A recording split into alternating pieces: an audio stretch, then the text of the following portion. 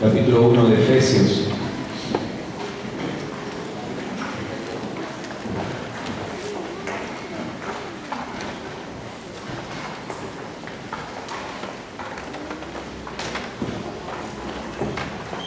El domingo pasado ya estuvimos trabajando sobre este mismo texto que les voy a leer ahora.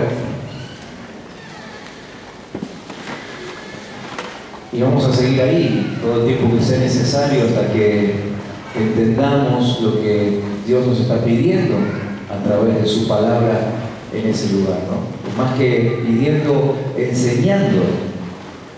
Porque creo que necesitamos entender cómo funcionan las cosas en su reino, ¿no? En el reino de Dios. Por eso es que necesitamos aprender. Este es el lugar adecuado para venir a aprender, a vivir la vida, ¿amén? ¿Sí? ¿Han encontrado algún otro lugar mejor donde aprender cómo vivir la vida? ¿No? Bien, aquí hasta asesoramiento bancario hacemos, ¿vieron?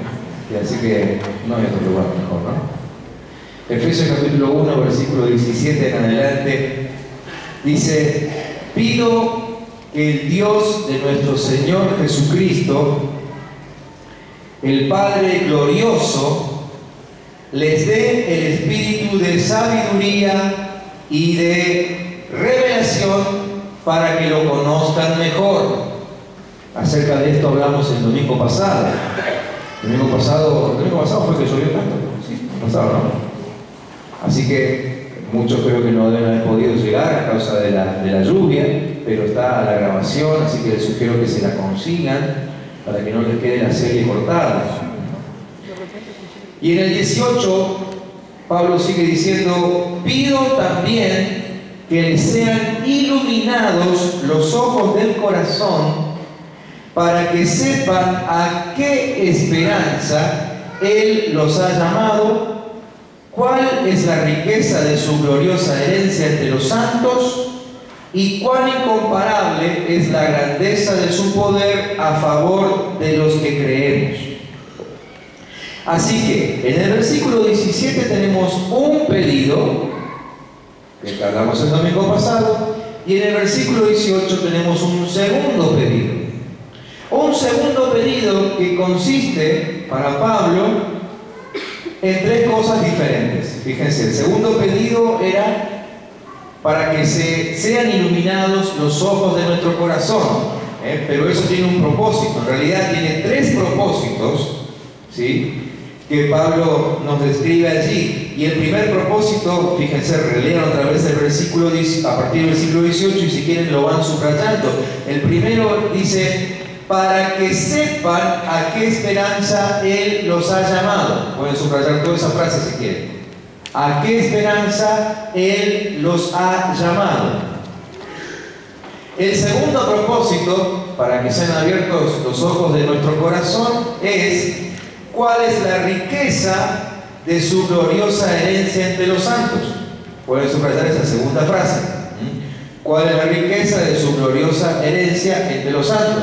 Y el tercer propósito por el cual nuestros ojos deben ser abiertos es: cuán incomparable es la grandeza de su poder a favor de los que creemos. Así que son tres peticiones que representan tres dimensiones de aquello que Pablo le está pidiendo a Dios. Es una oración que nos enseña a nosotros. No solamente es una oración que Pablo pretende que sea oída por el Padre, sino que evidentemente él pretendía que también sea una oración que enseñe. Por eso está escrito aquí, ¿sí? Por eso está escrito.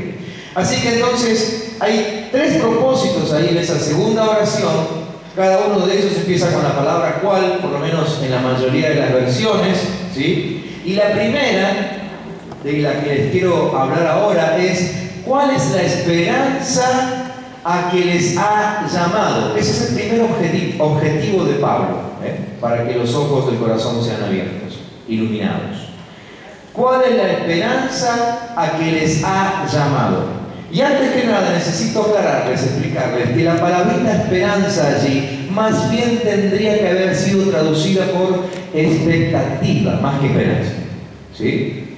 Porque si bien la traducción es literal, pero en nuestro contexto cultural, esperanza no es lo mismo que expectativa, ¿sí? Esperanza es como que indica una actitud demasiado pasiva, ¿eh? Es algo que, bueno, yo espero que suceda, pero la verdad que no sé, ¿no?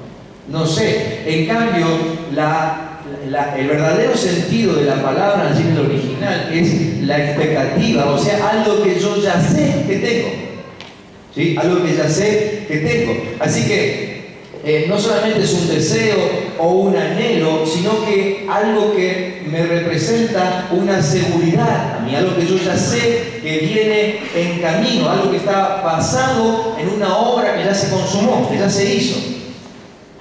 Cuando leía esto, trataba de buscar un ejemplo acerca de esta forma de esperar, y entonces me acordé, lo compartí ayer justamente en la escuela de liderazgo porque hablamos de algo parecido, ¿sí? Me acordé de algo que suele suceder en mi casa y que yo creo que a todos los padres en algún momento le ha sucedido, por lo menos aquellos padres que han tenido que viajar solos, ¿sí? Y que cuando regresan a casa siempre tienen ahí alguno que está esperando un regalito, ¿no? ¿A cuánto les pasa eso? Papás, mamás, que viajan y cuando vuelven siempre tienen 1, 2, 3 ahí que están expectantes a ver qué regalito les trajeron, ¿no es cierto? ¿Sí les pasa a ustedes o no? ¿Sí? Muy bien. Sí, van creciendo y siguen esperando lo mismo, o sea, lo disimulan diferente, pero en realidad siempre están esperando el regalito de papá que se fue de viaje, ¿no? Entonces, yo pensaba en esto, ¿no? Para ejemplificar esta palabrita expectativa, pensaba en Brian, ¿no? Entonces, es como que cuando yo, no sé, viajé, pongámosle a Buenos Aires, ¿sí? Y entonces antes de volver a casa, yo llamo por teléfono, ¿sí? Y le digo, mira Brian, no sabes qué cosa, te compré algo que vos querías muchísimo. Y entonces él me dice, no me digas que me compraste la última pelota de fútbol, porque en realidad es lo único que le interesa, la última pelota de fútbol, y yo le digo, sí, hijito, te compré la más nueva, la que se usa, la oficial del mundial, esa te compré. ¡Wow! Buenísimo, papá. Así que bueno, cuando llego, te la doy. Entonces, a partir de ese momento, Brian se queda esperando algo que ya sabe que tiene, pero que todavía no recibió. ¿Sí? Ese es el sentido de la palabra expectativa aquí en Efesios. ¿Sí? Cuando a mí ya se me dijo que algo es mío, pero todavía no lo tengo. Entonces, cuando Pablo explica esto, él está diciendo, yo le pido a Dios de que sus ojos sean iluminados, los ojos de su corazón sean iluminados para que ustedes puedan ver aquello que ya tienen, aunque todavía no lo hayan recibido. ¿Vieron que cambia el sentido, no es cierto? Cambia el sentido, ¿no? A decir, bueno, la verdad que yo no sé si Dios me va a dar esto, qué sé yo, pero de pronto te encontrás con una palabra en la Biblia, una promesa, y decís, pero acá está escrito. Acá dice que que Jesús ya me compró este regalo, ya lo tiene en su depósito para mí, o sea que es mío, solamente tengo que esperar el tiempo adecuado para recibirlo. ¿Sí? Cambia el sentido, ¿sí o no? No cambia. Yo no me manté buscando el ejemplo. ¿Cambia o no cambia? Ahí está. Bien. Parece que me dieron toda la energía hoy festejando el Día de la Madre y están todos cansados. Mucho asado hoy, hermano. Se me nota la cara de falta de siesta unos cuantos. Bien, pero ese es el sentido, ¿no? La expectativa de algo que yo sé, ya sé que es mío, pero todavía no lo tengo. Entonces Pablo, ese es el primer objetivo que tiene con su oración. Que los ojos de nuestro corazón se abran para que podamos ver eso, que ya está ahí. Dios dice, ya lo tengo acá, tengo mi valija, espérame que llegue y en cuanto llegue te entrego el regalo. Ese es el sentido, ¿sí? Así que la palabrita que Pablo usa allí es la esperanza de su llamado, su llamado. Y yo necesito que esta noche aclaremos un poco lo que significa esta palabrita llamado. Yo les voy a leer rápidamente algunos textos, unos versículos bíblicos donde aparece la palabrita llamado para después explicarles lo que significa esto del llamado. ¿Sí? Para aquellos que toman nota, En la pantalla van a aparecer ahora los textos, simplemente el listadito de los textos que yo les voy a leer muy rápidamente. Por eso digo que están ahí para que tomen nota, porque ni siquiera voy a parar para que ustedes me puedan seguir con la lectura, ¿sí? Pero por ejemplo, Romanos 8:28 dice: y sabemos que a los que aman a Dios todas las cosas les ayudan a bien. Esto es, a los que conforme a su propósito son llamados. 1 Corintios 1:9. Fiel es Dios, por el cual fueron llamados a la comunión con su Hijo Jesucristo nuestro Señor. 1 Corintios 1:26. Pues miren, hermanos, su vocación, que ahí en ese pasaje vocación es igual a llamado, que no son muchos sabios según la carne, ni muchos poderosos, ni muchos nobles entre ustedes, sino que lo necio del mundo escogió Dios para denunciar a los sabios. Y el texto sigue, usted lo lee después. Efesios 4:4.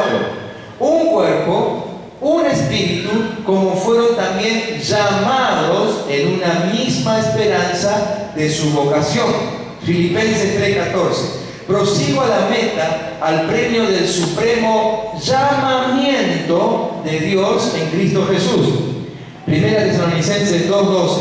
Y les encargábamos que anduviesen como es digno de Dios, que les llamó a su reino y su gloria. 1 Tesalonicenses 5:25. Fiel es el que les llama, el cual también lo hará. 2 Tesalonicenses 1:11. Por lo cual asimismo oramos siempre por ustedes, para que nuestro Dios les tenga por dignos de su llamamiento y cumpla todo propósito de bondad y toda obra de fe con su poder. 2 Tesalonicenses 2:14. A lo cual les llamó mediante nuestro Evangelio, para alcanzar la gloria de nuestro Señor Jesucristo. 1 Pedro 2:9. Pero ustedes son linaje escogido, real sacerdocio, nación santa, pueblo adquirido por Dios, para que anuncien las virtudes de aquel que les llamó de las tinieblas a su luz admirable. Y por último, 1 Pedro 5:10. Mas el Dios de toda gracia, que nos llamó a su gloria eterna en Jesucristo. Usted puede leer estos textos después en su casa más tranquilamente, lentamente. De hecho, en realidad se los puse ahí, lo escribimos ahí, para que ustedes se tomen el tiempo y estudien. Pero no es simplemente para que lo anoten ahora y después quién sabe dónde queda el apunte, sino que los apuntes son para que después los puedan repasar en su casa y sobre todas las cosas, comprobar a ver si este predicador nos está engañando. ¿Cómo saben ustedes que yo no lo estoy mintiendo? Hay que ir a la palabra, ¿no? Y revisar e inclusive agregar todo aquello que el Señor también les inspire a ustedes mientras ustedes están estudiando estos mismos textos. Pero cuando ustedes lean estos textos otra vez, y aún cualquier otro que hable acerca del llamado, ustedes se van a dar cuenta que en ninguno de ellos vemos que el llamado de Dios tenga que ver con lo que Dios quiere que hagamos. Ninguno de esos llamados tiene que ver con lo que Dios quiere que hagamos, sino que cada uno de estos textos tiene que ver con lo que Dios ya hizo por nosotros y a lo cual nos está llamando a participar. Repito, ninguno de estos textos tiene que ver con lo que Dios nos pueda encargar, sino con lo que Él ya alcanzó y nos llama a participar. ¿Sí? ¿Por qué explico esto y por qué lo digo tan lentamente? Porque nuestro concepto acerca del llamamiento generalmente ha tenido que ver con una tarea que yo realizo. ¿Sí? Entonces preguntamos, ¿a qué estás llamado? ¿A qué fuiste llamado? Y contestamos, no, yo fui llamado al ministerio de adoración, o yo fui llamado al ministerio de finanzas, o yo fui llamado al ministerio de enseñanza, o una cosa así. Pero la verdad es que cuando la Biblia habla, sobre todo el Nuevo Testamento, habla del llamado, el llamado no tiene nada que ver con algo que Dios nos encargue, sino que siempre el llamado tiene que ver con venir a participar de algo que Él ya alcanzó. ¿sí? Así que se trata de lo que Él logró. Tenemos un llamado a la comunión con su Hijo Jesucristo. Fuimos llamados de las tinieblas a su luz admirable. Hemos sido llamados a su gloria eterna en Jesucristo. No se habla de una obra que nosotros podamos hacer,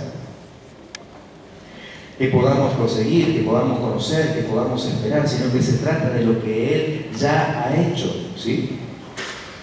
La verdad que hoy por hoy, y bueno, quizás desde siempre, por lo menos desde que yo me acuerde o desde que me dedico a esto, siempre nos hemos encontrado con personas que andan buscando su llamado.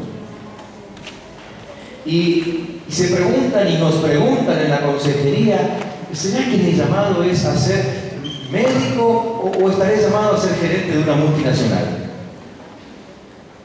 ¿Estaré llamado a ser ama de casa o a ser misionera en el norte de África?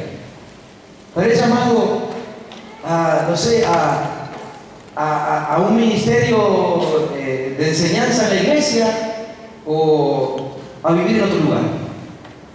Como que el tema del llamado nos preocupa muchísimo, ¿no?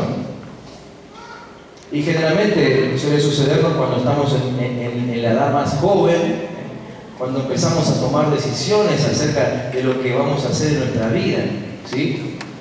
Pero la verdad es que aunque el Señor pueda, y creo que lo hace, dirigirnos en alguna de esas cuestiones, y Él puede contestar alguna de esas preguntas, el llamado al Señor no tiene nada que ver con eso.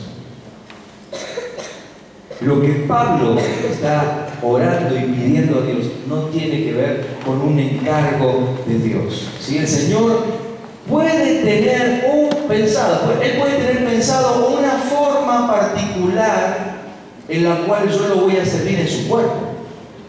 Sí, Él puede tener pensado eso. De hecho, Él tiene pensado todo acerca de mí y de cada uno de ustedes. Pero eso no tiene que ver con el llamado. El llamado del cual se habla la palabra no tiene que ver con eso, ¿sí? No tiene que ver con lo que yo vaya a hacer en el cuerpo, sino que tiene que ver con la vida de quien está siendo vivida en mí para hacer tal o cual cosa, ¿sí? De eso se trata el llamado. Entonces, nuestro llamamiento no se cumple en cosas, en tiempos, en lugares, sino que Dios nos está llamando a otra cosa, y el llamado de Dios es a ejecutar la plenitud de Cristo, a hacer una extensión de la plenitud de Jesús, ¿sí? A eso se refiere Pablo cuando habla allí, cuando dice que conozcamos cuál es la esperanza de su llamado, de su llamado. El que llama es Él, ¿ok? Es su llamado, le pertenece a Él. Dios define el llamado, no nosotros. Así que se trata de aquello a lo cual Él nos está llamando a abandonar y a lo que nos está llamando a llegar. Nos está llamando desde un lugar que yo debo dejar y nos está llamando a un lugar al cual yo me debo trasladar. Ese es el llamado del cual está hablando el apóstol Pablo. De eso se trata, ¿sí? Yo quiero que pienses, por ejemplo, en tu mano. Pensa en tu mano. Mírate la mano. A ver, mira su mano, ¿sí?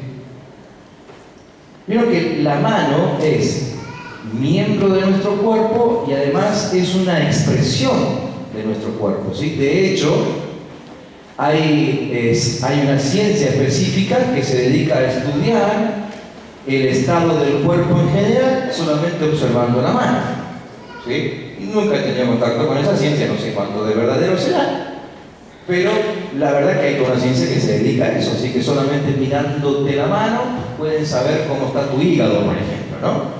Creo que un poco sigue esta línea, que la mano es esto: primero es miembro de tu cuerpo y además es la manifestación de tu cuerpo, ¿ok? Ahora, cuando mi mente, que es la que gobierna mi cuerpo, quiere que mi mano realice una actividad, no le pasa un listado de objetivos diarios, ¿no? No hay una lista que mi mano deba leer para saber qué tiene que hacer cada día, sino que simplemente mi mano manifiesta el deseo de mi mente. Así que si mi mente, que está controlando todo el cuerpo, ¿sí?, entiende que yo me estoy deshidratando, inmediatamente ese deseo se transmite al resto del cuerpo y en parte también a la mano, para que la mano inmediatamente se manifieste como una extensión de la mente y provea de agua a todo mi cuerpo. ¿Ok? Así que mi mano es una manifestación del deseo de mi cabeza, de mi mente. ¿Se entiende? De la misma forma funciona el cuerpo de Cristo. Igual. De hecho, mi mano tiene que hacer todo lo que mi mente diga, le guste o no le guste. Así que si mi mente le dice a mi mano, quiero que le des un golpe a la pelota de vóley, mi mano va a decir, buenísimo, porque la pelota de vóley es para eso, es para pegarle con la mano. Pero si un día mi mente dice, quiero que la mano le dé un golpe a la pelota de fútbol, aunque la mano diga, pero la pelota de fútbol no es para que le pegue yo, es para que le pegue el pie, no importa. La mente dice que le pegue vos, que sos mano. La mano le va a pegar. Y no hay discusión. No se opone. Le guste o no le guste, manifiesta el deseo de la cabeza. ¿Sí o no? De la misma forma, nosotros que somos cuerpo de Cristo manifestamos el deseo de Dios. No necesitamos que la cabeza, que es Cristo, nos diga a qué nos tenemos que dedicar. Simplemente somos una extensión de Él y le manifestamos. ¿Se entiende? ¿Me van entendiendo todo esto? Entonces, el apóstol Pablo decía, pero gracias a Dios, el cual nos lleva siempre en triunfo en Cristo Jesús y por medio de nosotros manifiesta en todo lugar el olor de su conocimiento. Por medio de nosotros manifiesta el olor de su conocimiento.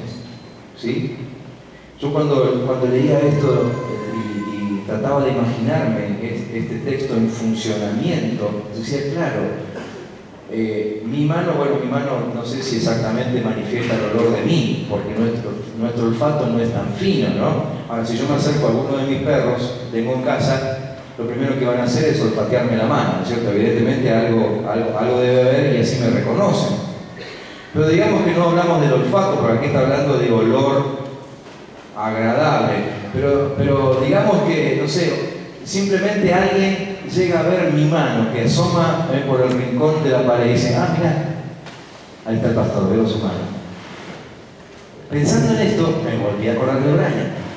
A ver si hoy la tengo con Brian. Me acuerdo que una vez estábamos festejando Navidad allí en Misiones, en la casa de mis padres.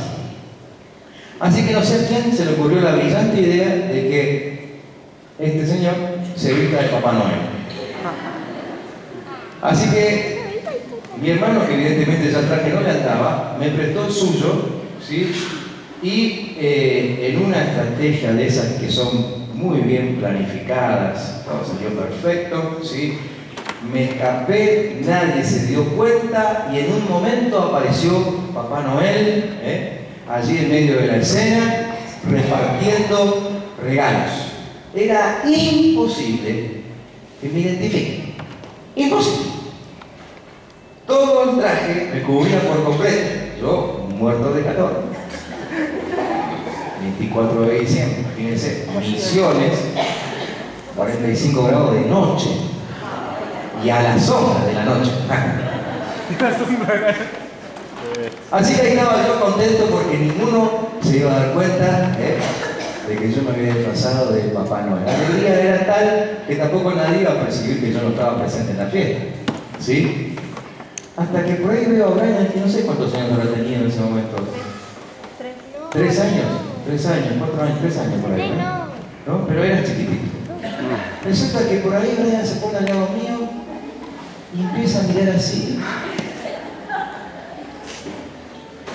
Y había, todo el traje era completo, ¿no? Uno se metía adentro hasta con el zapato. El único lugar que quedaba abierto era aquí, el talón.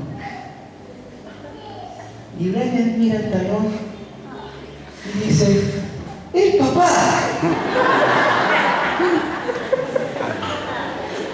Nos arruinó la fiesta.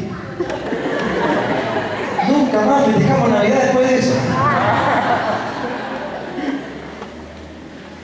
Pero vieron, una mínima porción que habrá tenido 2 o 3 centímetros fue suficiente para que se manifieste mi cuerpo. De eso me acordaba cuando leía este pasaje del apóstol Pablo, ¿no? Por medio de nosotros manifiesta en todo lugar el olor de su conocimiento. Así que entonces, ¿cuál es mi llamado? Mi llamado es que a donde yo voy, yo manifieste al cuerpo de Cristo. Entonces yo llego, inmediatamente alguien por ahí dice, ah, mira, ese es cristiano. Ese es de los de Cristo. ¿Sí? No va a decir el cuerpo de Cristo porque se supone que no sabe nada, ¿no? Porque nunca escuchó ese vocabulario. Pero manifestamos la presencia de Dios mismo con solo vernos un poquitito. Ese es el llamado que tenemos. Entonces, nuestro llamamiento en realidad es una invitación, un llamado de Jesús, ¿sí?, a seguir en su camino. Es un llamado a dejar atrás todo lo que Él dejó atrás. Es un llamado a morir a todo lo que Él murió. Es un llamado a vivir en Él y por Él. Es un llamado a salir de un hombre, de una creación, de un pacto, de un ámbito y entrar en otro hombre, en otra creación, en otro pacto y en otro ámbito. ¿Sí? A eso se refiere el llamado.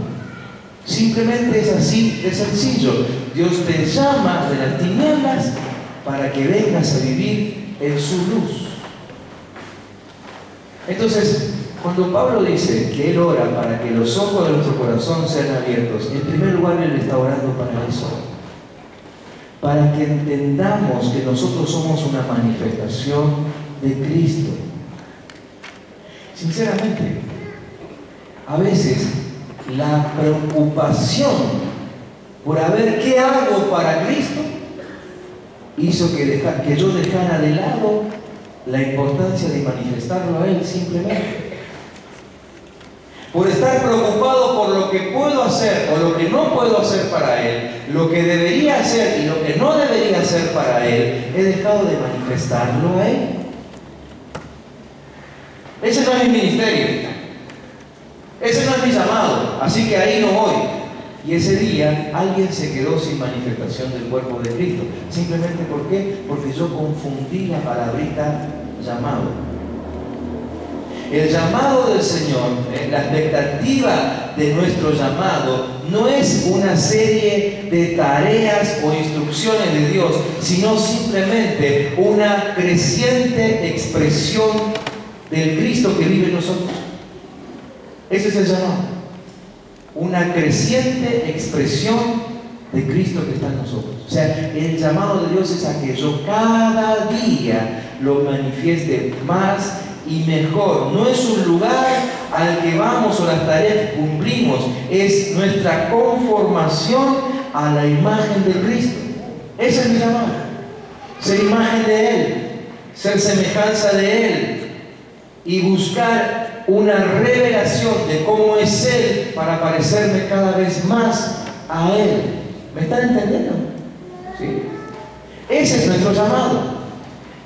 Ahora, cuando nosotros entendemos el llamado que tenemos, ¿sí? Cuando yo entiendo que mi llamamiento tiene que ver con manifestar a Cristo y lo pongo en funcionamiento, si permito que el llamado se haga cargo de mí, entonces indefectiblemente todo lo exterior en mí va cambiando también.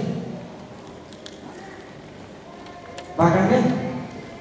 Pero el llamado no consiste en el cambio de lo exterior. El cambio de lo exterior es simplemente la consecuencia de mi llamado. Déjenme que se lo vuelva a aplicar con un ejemplo. Cuando yo entendí esto, me di cuenta que mi llamado es a expresar la plenitud de Cristo. ¿Ok? En eso, mi llamado y el de ustedes es exactamente igual. Estamos llamados a manifestar a Cristo. Cuando yo me puse a trabajar en eso, para que se manifieste Cristo en mí, ese es el llamado, comenzaron a suceder algunas cosas externamente. El llamado empezó a afectar mi vida. ¿Me siguen entendiendo? Y el llamado afectó tanto mi vida que me tuve que mudar a Neuquén. ¿Se entiende? Entonces, mi mudanza a Neuquén no tiene que ver con que yo esté llamado a trabajar en Neuquén. Yo no estoy llamado a trabajar en Neuquén. Yo estoy llamado a manifestar a Cristo, pero la manifestación de Cristo trabajando en mí me afectó tanto, que hasta inclusive me cambió el lugar donde vivo. ¿No entienden mejor ahora? ¿Se entiende? Entonces el llamamiento a manifestar a Cristo va transformando mi vida de tal forma que de pronto un día por esa afectación de mi vida, resulta que un día me encuentro tocando el piano ahí.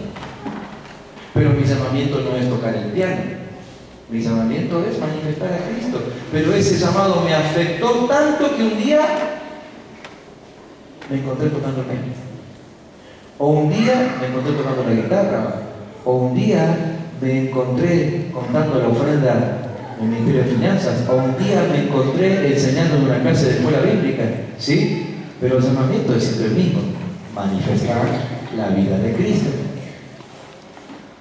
Lo otro es un resultado de que yo entendí cuál es el llamado de Dios. ¿Se entiende esto? ¿Sí? ¿Se entiende? Entonces, claro, esto cambia totalmente mi perspectiva de la vida, porque quizás si alguno hasta ahora estuvo buscando cuál es su llamamiento dentro de la iglesia y está pensando, bueno, ¿a qué ministerio me estará llamando el Señor? Y hay gente que se pasa la vida entera buscando su ministerio al cual fue llamado por Dios y no lo encuentra nunca. Porque mientras está buscando con mucha pasión y con mucho ahínco cuál es el ministerio en el que va a servir al Señor, se olvida de manifestar a Cristo. Ese es el llamamiento. ¿Me entienden? Por eso que yo les digo que todos los textos que les leí antes y lo que ustedes puedan encontrar en el Nuevo Testamento acerca del llamamiento, todos les van a hablar acerca de eso. Un llamamiento a manifestar la vida de Cristo, un llamamiento a manifestar su gloria, un llamamiento a manifestar su plenitud. Ese es el llamamiento. Cuando entiendo esto y dedico mi vida a ese llamamiento, entonces mis circunstancias externas van cambiando y de pronto me encuentro por ahí sirviendo en distintos lugares. La meta entonces es tener a Cristo formado en mí. Esa es la meta. Yo trabajo para que Cristo sea formado en mí. Me preocupo, estudio, investigo, busco revelación para que Cristo sea formado en mí. Y en ese camino me voy encontrando con todas las demás cosas que van haciendo lo externo de mi vida. Así que, mientras yo oraba por esta palabra que el Señor me estaba dando, en un momento, yo no soy de tener visiones y si las tengo, generalmente no las llamo así, pero la verdad que fue como una visión, ¿no? De ver a Cristo sentado delante de cada uno de ustedes. Vimos muchos rostros de ustedes en esa visión. Si le molesta la palabra, olvídese de que fue una visión, pero bueno, era eso lo que entendía, ¿no? Cristo sentado delante de muchos de ustedes, y sé que muchos de ustedes representaban a otros de ustedes, a tal forma que la congregación estaba toda representada, ¿sí? ¿Y qué hacía Cristo sentado ahí? Simplemente nos observaba, esperando a ver cuándo empezábamos a parecernos a Él. Es más, en un momento lo veía el Señor como achinando los ojos. ¿Vieron cuando uno agudiza la vista para ver mejor? Como diciendo, a ver este detalle. Mirando a alguno de nosotros, ¿cuándo empieza a manifestarme, a mostrarme, a ser como yo? ¿Cuándo empieza a ser amoroso como yo soy amoroso? ¿Cuándo empieza a tener la paz que tengo yo? ¿Cuándo empieza a actuar con el poder que yo tengo? Y veía que esa era su desesperación, porque entendamos a lo que Él nos llama. No había Jesús preocupado para nada porque cada uno de ustedes descubra en qué ministerio tiene que trabajar en la iglesia. No lo vi preocupado. Lo vi preocupado esperando que cada uno de nosotros lo muestre a Él, lo manifieste a Él. Nunca vamos a encontrar al apóstol Pablo reduciendo el llamado a una doctrina o a una tarea, ni siquiera a un ministerio. Cuando el apóstol habla de llamamiento, está hablando que mostremos a Cristo. De hecho, evidentemente era una preocupación que él tenía porque escribió varias cartas a distintas iglesias, distintos hermanos, donde expresa su preocupación porque se estaba perdiendo el reflejo de la imagen de Jesús. Yo me anoté rápidamente algunos casos. Por ejemplo, en una de las cartas, él le ruega a los que comenzaron en el Espíritu que no se vuelvan a la carne. En otra de las cartas, él se preguntaba cómo puede ser que ellos, después de haber comenzado en la realidad de Cristo y Cristo crucificado, habían podido retroceder. En otra carta se pregunta si él había trabajado en vano, porque lo que estaba viendo es que dejaron de mostrar a Cristo. En otra carta dice que él hubiera querido alimentarlos con alimento sólido, que ya quería darles algo sólido para comer, hubiera querido hablarles con palabras espirituales, pero en cambio tenía que seguir dándole leche espiritual, porque habían vuelto otra vez a lo más básico de la vida cristiana. Es decir, Pablo estaba preocupado porque habían dejado de mostrar a Cristo. Habían dejado de mostrar a Cristo. No lo estaban manifestando. No eran una verdadera extensión de su cuerpo. No estaban funcionando, como yo les dije antes, como la mano que responde espontánea e inmediatamente a los deseos de la mente. Así que él estaba muy preocupado. Muchas de las cartas y oraciones de los apóstoles, inclusive de otros apóstoles, estaban dirigidas hacia aquellos que de una u otra manera se habían apartado de la esperanza de sus llamados. La esperanza de Cristo tiene de vernos como Él, de vernos crecidos, de vernos maduros. Creo que esta es la razón por la cual Jesús habla con mucha sinceridad, pero también con mucha contundencia sobre lo que significa ser su discípulo. Ser discípulo de Cristo no significa estar comprometido en una tarea o estar participando en un ministerio. Con mucho dolor, hace unos días atrás, no me acuerdo dónde fue, pero recordábamos que hay lugares donde un pastor, por ejemplo, puede ir a una universidad de teología, recibirse de ministro, atender una iglesia y nunca haberse convertido, nunca ni siquiera haber tenido una relación con Cristo Jesús. Hay países donde esto es así, es una profesión más. Entonces, por eso que ahora entendemos por qué Jesús hablaba con tanta contundencia de lo que significa ser discípulo, pero la iglesia históricamente encontró docenas de formas de suavizar las cosas que Jesús decía. Suavizar esto de manifestar su presencia, ¿no? Estaba recordando ese texto en Lucas capítulo 14, versículos 27 al 33. Lucas 14, 27 al 33, donde Jesús decía: y el que no lleva su cruz y viene en pos de mí, no puede ser mi discípulo. No puede ser mi discípulo. Claro, a nosotros nos gustaría mucho más añadir a Jesús a mi vida que renunciar a mi vieja vida y que a partir de ahora vivo la vida de Él, ¿no? Eso sería bárbaro, ¿no? Que yo no deje de hacer nada de lo que venía haciendo, pero también agrego a Jesús. Así de paso soy salvo. Viveza criolla, dijo el pastor Lorenzo hoy en su oración, ¿no? Con esa iglesia criolla no entramos al cielo. No funciona así. No es que yo agrego a Jesús a mi vida. Es yo desapareciendo del mapa, muriendo, para que Él venga a vivir su vida en mí. Así funciona. Entonces, por eso decía: el que no lleva su cruz y viene en pos de mí, no puede ser mi discípulo. Porque ¿quién de ustedes, queriendo edificar una torre, no se sienta primero y calcula los gastos, a ver si tiene lo que necesita para acabarla? No sea que después que haya puesto el cimiento y no pueda acabarla, todos los que lo vean comiencen a hacer burla de él, diciendo: este hombre comenzó a edificar y no pudo acabar. ¿O qué rey, al marchar a la guerra contra otro rey, no se sienta primero y considera si puede hacer frente con 10.000 al que viene contra él con 20.000? Y si no puede, cuando el otro está todavía lejos, presten atención a esta frase, le envía una embajada y le pide condiciones de paz. Cuando leí otra vez esta tarde esta frase, digo, y pasé mi vista sobre esta frase: cuando el otro está todavía lejos, dije, claro, el otro es Cristo.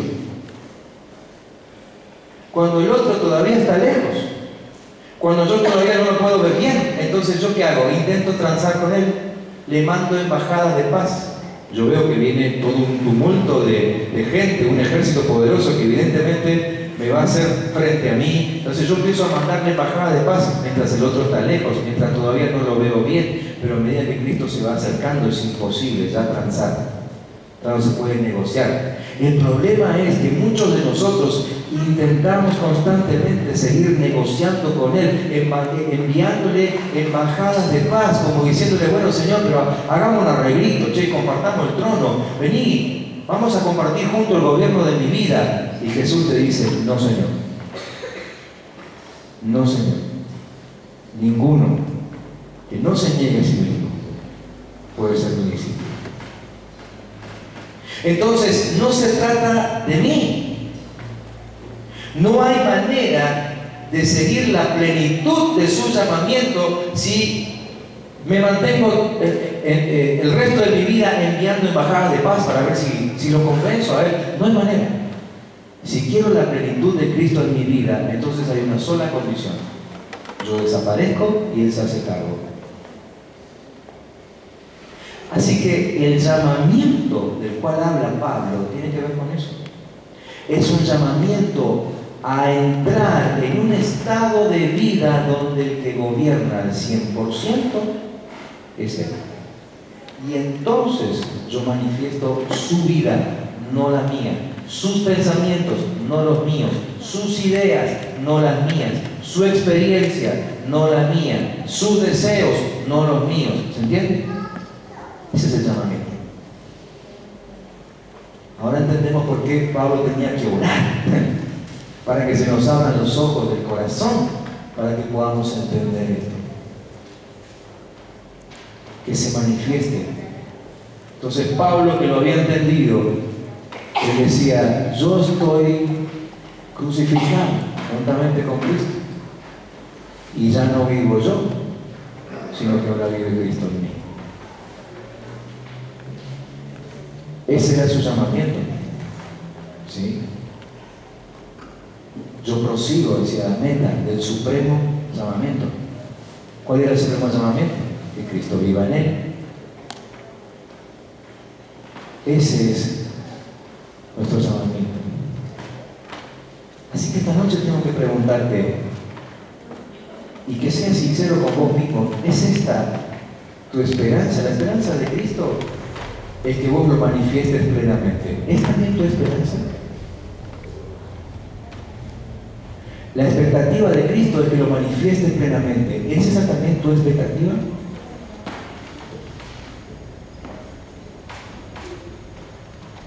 Así es como tiene que ser nuestra esperanza. Si has tenido en tu corazón una esperanza diferente a la que está en el corazón de Dios, la cosa no va a andar. La cosa no va a marchar. Déjeme decirle que por eso mucha gente fracasa aún en sus ministerios cuando con toda pasión quieren servir a Cristo, mientras que lo único que Cristo les pide es que lo manifiesten a Él. Y después Él,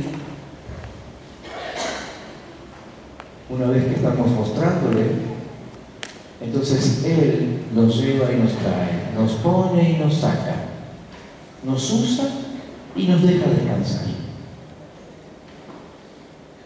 Pero el objetivo es ese, mostrarlo a Cristo. Déjeme que se lo muestre desde otro punto de vista para ir terminando esta noche. Pero me venían a la mente cuando estaba escribiendo esto la cantidad de veces que la Biblia usa parábolas que tienen que ver con semilla, ¿no? Con siembra y con cosecha. Y entonces, que entendía esto, que la expectativa sobre el suelo sembrado siempre es la de que se incremente lo sembrado. Que se incremente lo sembrado. Esa es la expectativa, ¿no? Así que el sembrador tiene en sus manos semillas de maíz y cuando él siembra, no solamente espera que nazca maíz, sino que además que se incremente su producción de maíz. ¿Se entiende? Ningún agricultor, si quiere tener manzanos, va a salir a sembrar peras. Espera que se incremente lo que él sembró. Yo quiero preguntarte esta noche, para que entiendas un poco mejor todo esto, ¿qué es lo que vos crees que Dios sembró en tu vida? ¿Qué es lo que pudiste ver ya hasta ahora en tu corta o larga vida como cristiano que Dios sembró en vos? ¿Qué te parece que Dios sembró en vos? Es más, me gustaría que te hicieras esta pregunta y que la sigas trabajando durante la semana. Porque cuando definas bien qué es lo que Dios sembró en tu vida, entonces es fácil lo que sigue. Porque ¿qué sigue? Simplemente dedicarte a incrementar la siembra. Dedicarte a incrementar la siembra. Entonces, si vos descubrís que Dios sembró en tu vida un entendimiento particular de la palabra, por ejemplo, entonces dedicate a incrementar ese entendimiento de la palabra. Y algún día, quizás te encuentres en un ministerio de formación bíblica. ¿Me entienden? O si vos entendés, pensando en nuestros músicos aquí, ¿no? Si ustedes entienden que lo que Dios sembró en ustedes es una habilidad musical, pues dedíquense a incrementar la habilidad musical. Y algún día estarán participando de un ministerio de adoración. ¿Se dan cuenta de la diferencia? El ministerio de adoración no es el llamado, es el resultado de trabajar en el incremento de la siembra. Digamos que ustedes entienden que lo que Dios sembró en ustedes es una habilidad especial para administrar, pues trabajen en incrementar la habilidad de la administración y un día probablemente estén en el ministerio de finanzas. ¿Se dan cuenta que cambia la perspectiva? Yo ya no me preocupo por el ministerio en el que voy a estar, sino que descubriendo lo que ya fue sembrado en mí, trabajo para que se incremente. Y algún día estaré sirviendo al Señor ahí. Es el ministerio entonces, es la manifestación externa del único llamamiento que tenemos todos, que es manifestar a Cristo. Ahora bien, quizá alguno diga, bueno, pero yo todavía no definí bien qué es lo que Dios sembró en mí. No entiendo muy bien qué habilidades Dios sembró. Yo sé algunas cosas que hago bien, pero no puedo decir que fueron sembradas por Dios. Bien, pero seguramente que vos sabés que Dios sembró en tu corazón amor. Porque te ves distinto, ¿no? Como que ya no te cuesta tanto perdonar a otros. Entonces, ¿qué tengo para decirte con respecto a esto? Seguir trabajando en el incremento de ese amor. Incrementar ese amor, esa es tu siembra. Entonces, incrementar esa siembra. O alguno diga, bueno, yo la verdad que desde que conocí a Cristo siento una paz impresionante. Bueno, esa fue la siembra de Dios en tu vida, entonces. Trabajar en el incremento de la paz.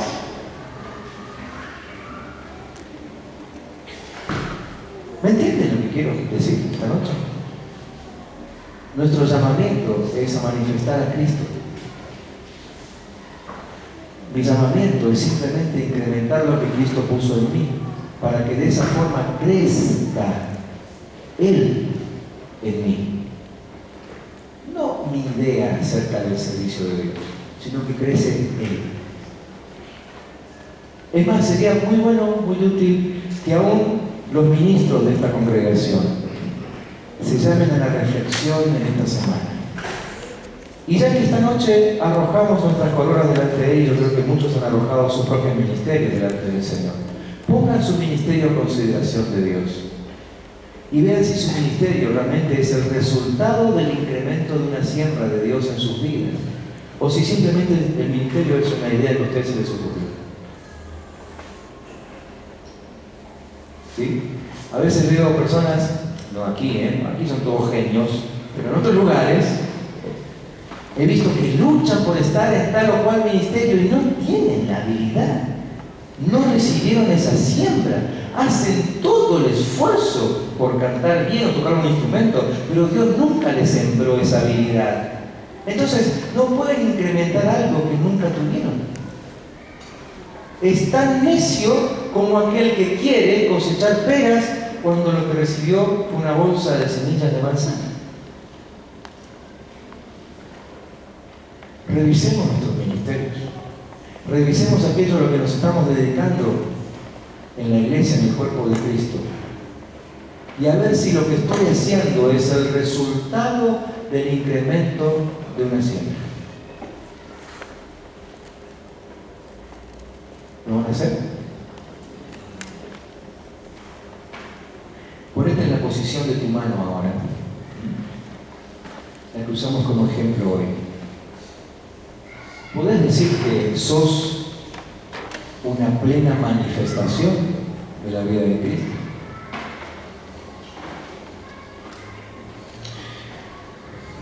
Lamentamos mucho y nos duele, ¿no? Sufrimos cuando vemos esas personas que tienen ese tipo de enfermedades donde su cuerpo tiene reacciones anormales, ¿no es cierto?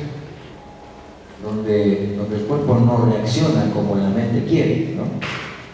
Hay personas que tienen enfermedades que de pronto están bien y de pronto te sueltan un cachetazo porque su mano se movió sola y dice, uy, perdóname, no quise hacer eso, pero bueno, es la enfermedad que tienen, ¿no? O a lo mejor algo quizás no tan grave y desagradable como eso, pero una persona que a lo mejor tiene un problema en los huesos y quiere determinada cosa, quiere alcanzar determinada cosa y su cuerpo no le responde, ¿no? Estamos hablando entonces de un cuerpo enfermo. Allí cuando hablamos de un cuerpo enfermo, tenés que ir al médico, tenés que atravesar un proceso de sanidad, tenés que buscar la medicina adecuada, ¿no? ¿Qué pasa cuando nosotros a nosotros mismos nos vemos como personas que no manifiestan la voluntad de Dios, sino que seguimos haciendo lo que nosotros queremos? Identificamos lo que Dios quiere que hagamos, pero no lo hacemos. ¿Entienden de qué estamos hablando, no? Estamos hablando de miembros enfermos que necesitan ser sanados. Y cuando la sanidad llegue, ¿qué es lo que se va a manifestar? La absoluta y plena obediencia de ese miembro a las órdenes de la cabeza. No hay otra forma de manifestar la salud, ¿sí? Aquellos que sufren de problemas gastrointestinales, ¿a ustedes les gusta? ¿Quieren sufrirlos? ¿Su mente quiere sufrir dolores de estómago? No. Entonces, ¿cuándo ustedes pueden hablar de sanidad? El día que su mente diga, ahora sí, disfruto de que ya no me duele. La cosa funciona como yo quiero. ¿Me están entendiendo, sí o no? Mientras tanto, sigo teniendo un miembro enfermo. Creo que es lo que Cristo estaba mirando en esa visión que les conté hace un rato, cuando Él sentado delante nuestro dice, pero este miembro no está funcionando como yo quiero. No me permite manifestarme con plenitud. Yo quiero ir a tal lugar, yo quiero hacer tal cosa, pero este miembro no me acompaña porque no viene conmigo. Sigue estando donde quiere estar, no avanza a mi ritmo. ¿Entiendes?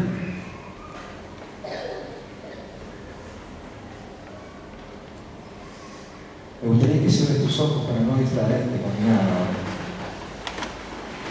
Con nada, porque esto es muy importante.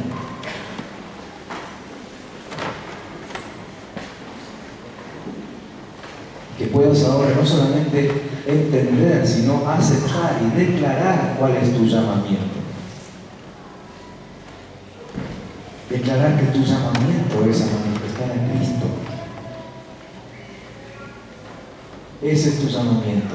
No te preocupes por dónde, cuándo y con quién y cómo vas a trabajar en su reino. Deja que eso sea una simple consecuencia de estar manifestando a Cristo. Una simple consecuencia de estar manifestando a Cristo.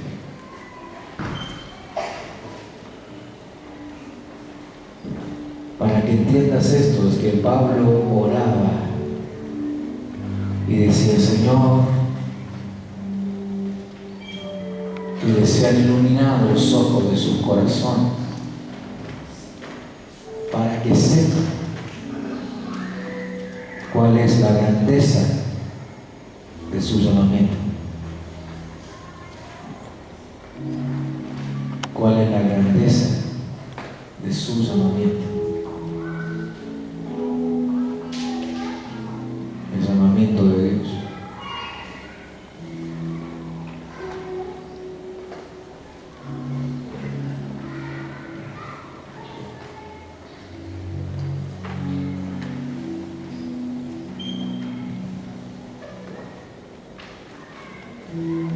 Entonces, se trata de la manifestación de Cristo.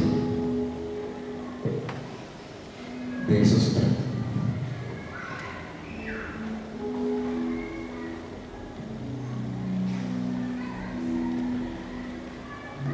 Generalmente cuando hacemos un llamado a recibir el llamado de Dios, mencionamos algunas tareas. Pero esta noche el llamado es a manifestar a Cristo. ¿Cuántos de ustedes aceptan el llamado?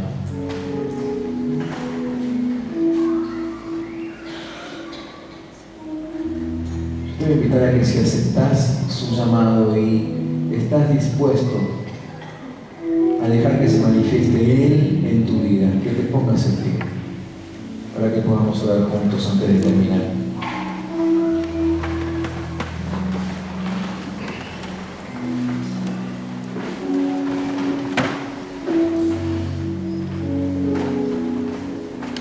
Por favor,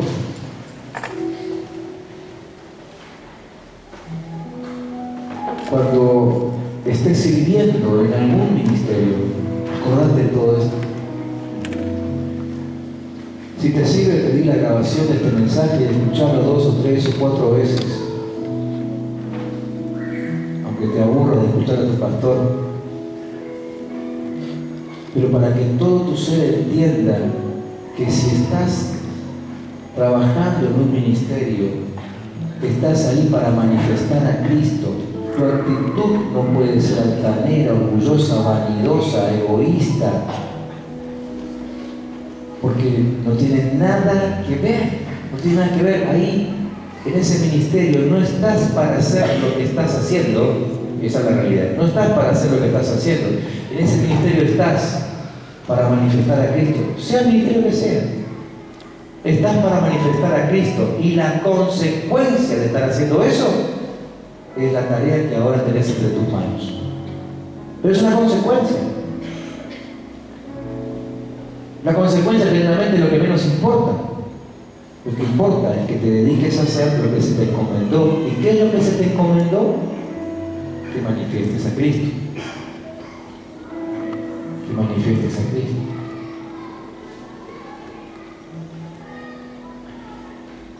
Si alguno esta noche entiende que no ha manifestado a Cristo, te sugiero que ahí donde estás, le pidas perdón al Señor.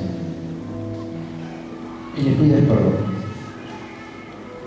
Habla con Él y pedirle, decirle, por favor, perdóname, porque no lo había entendido, o no lo había visto, o lo había olvidado.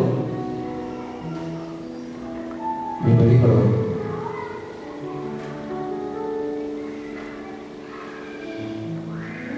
Pedí perdón porque creíste que tenías que ser un excelente cristiano solamente cuando estabas desarrollando una tarea específica.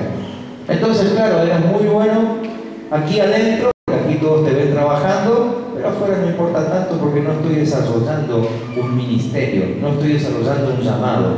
Ahora sabes que eso es un error, que eso es una gran equivocación, que eso es un pecado. Porque tu llamado está siempre en actividad, está siempre funcionando. Creo que hasta inclusive mientras estás durmiendo, porque tu llamado es manifestar a Cristo. ¿Se entiende la diferencia entre llamado y consecuencia? Así que ahora cuando vengas a la iglesia a hacer algo aquí, no le digas a tu esposa, mira, me voy a cumplir con mi llamado. Ahora decir, voy a cumplir con mi consecuencia. Vamos a cambiar el vocabulario, ¿sí? A partir de hoy, ningún ministerio se llama más ministerio, se llama consecuencia. Voy a desarrollar mi consecuencia.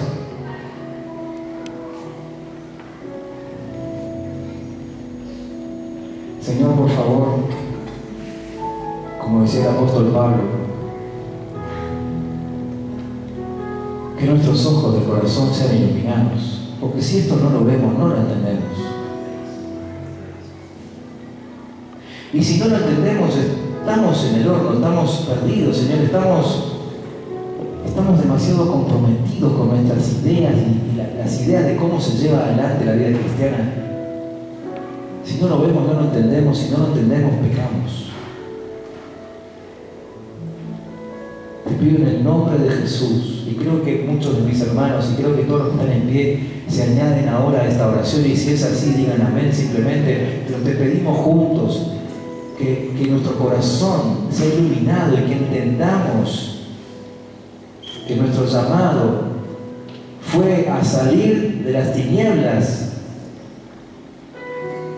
y a entrar en un reino donde se manifiesta Cristo, donde todo gira en torno a Él, donde Él es la persona central. Y todo lo demás es una simple consecuencia de vivir una constante adoración y rendición a Él.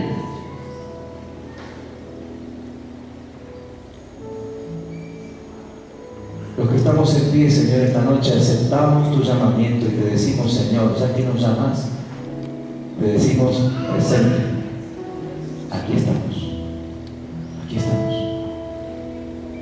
Y queremos manifestarte, queremos mostrarte.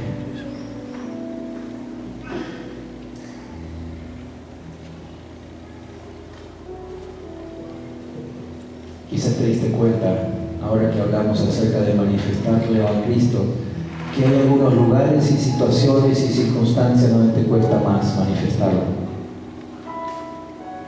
Toma tu par de minutitos más para pedirle al Espíritu Santo fuerzas extras para manifestarlo ahí también, porque ahora entendiste que tu llamado es manifestar a Cristo en cualquier lugar. Y si Él te llamó, Él también te llena de poder para que lo puedas hacer. Él no te va a dejar sin las fuerzas necesarias para que lo muestres a Él. Quizás vos decís, bueno, pero hasta ahora no sucedió, porque hasta ahora no habías entendido que ese era tu llamamiento. Pero ahora que lo entendiste, quédate tranquilo, pedíselo, y el Señor te da las fuerzas para manifestarlo a Él en cualquier ambiente. En cualquier ambiente.